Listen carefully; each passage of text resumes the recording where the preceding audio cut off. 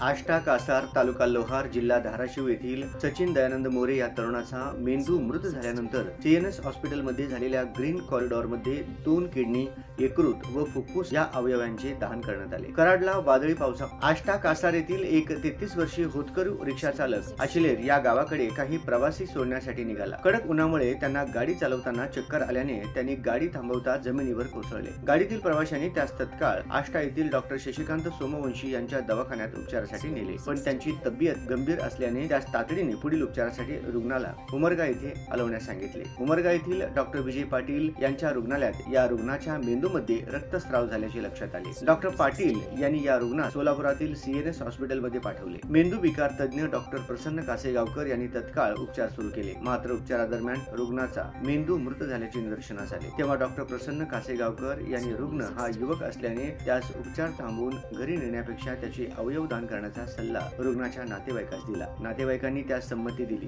या रुग्णांच्या पत्नीने देखील होकार दिला। त्यानंतर सकाळी 10 वाजता ग्रीन कॉरिडॉर सुरू झाले। रुग्णांचे फुफ्फुस हे DY पाटील हॉस्पिटलमधील रुग्णाच्या शरीरात प्रत्यारोपित करण्यात आले, तर एक किडनी व यकृत पुण्याच्या दीनानाथ मंगेशकर हॉस्पिटलमधील रुग्णाच्या शरीरात प्रत्यारोपण करण्यात आले। स्थानिक अश्विनी हॉस्पिटलमधील एका रुग्णाच्या शरीरात एक किडनीचे प्रत्यारोपण झाले। सचिन मोरे यांच्या पश्चात आई, पत्नी आणि 2 मुले असा परिवार आहे। मुंबई येथील जसलोक हॉस्पिटल येथे हृदयाची आवश्यकता असल्याचा संदेश होता, पण विमान सेवेअभावी ही प्रक्रिया वेळेत पूर्ण करणे शक्य नसल्याने ती करता आली नाही।